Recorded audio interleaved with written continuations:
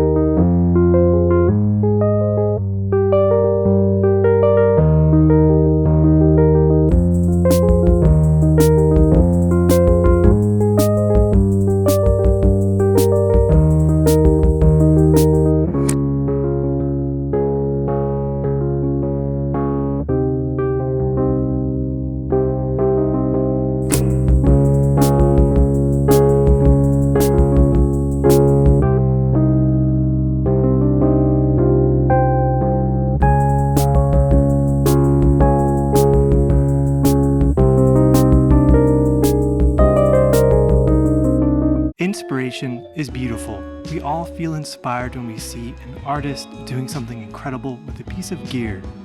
And we might end up liking that piece of gear so much that we want to go get it. And in my humble opinion, that's only going to take you halfway across the road. The rest of the journey is up to you and what you decide to do with that piece of equipment. How you can make it now part of your sonic identity and not theirs.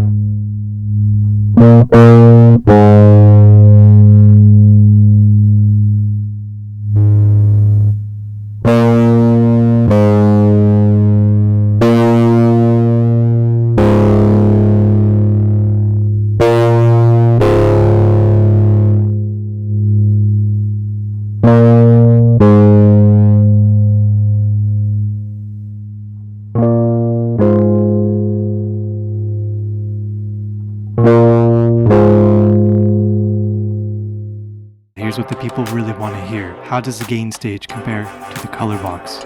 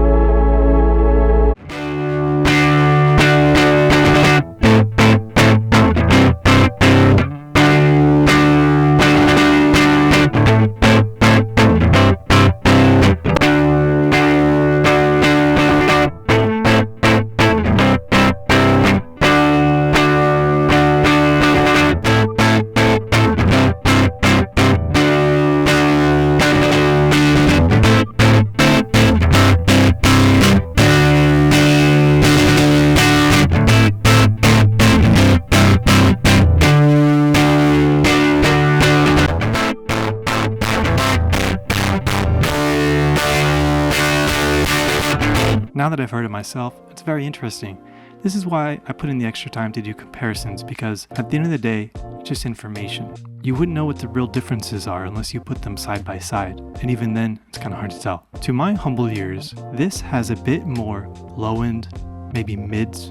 It just had a little bit more thickness, aggression. I did my very best to gain match, but I must admit that's not my strongest skill. I really struggled with it, to be honest, but I got as close as I could. I didn't want to give anything an unfair advantage by having a little bit of volume, because as we know, that can really alter our perception. But to me, no surprise here, the color box had a much more cleaner distortion. That's kind of a funny concept, right? It just was a little bit more vanilla compared to something like this. Funnily enough, I think this has a little bit more color. Now with the color box, you're getting a lot more. This is a preamp. There's a much more extensive EQ in here. In fact, if you took the time, you might be able to match the EQ to the gain stage. You got a high pass filter here.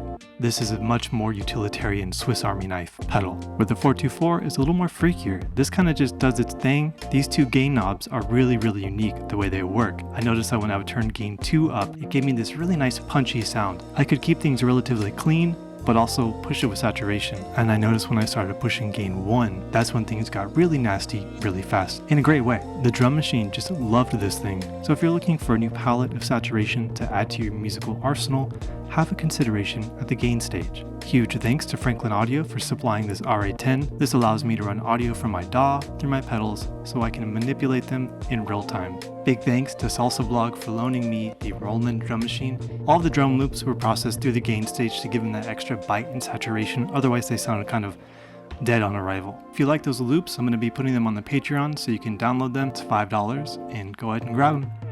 Saturation is just one of those beautiful parts of life that you cannot ignore. It's so important for music, especially in the day and age where unfortunately we're listening to a lot of our music on phones. Thank you so much for watching. I hope that you now feel inspired to go and make some beautiful original music.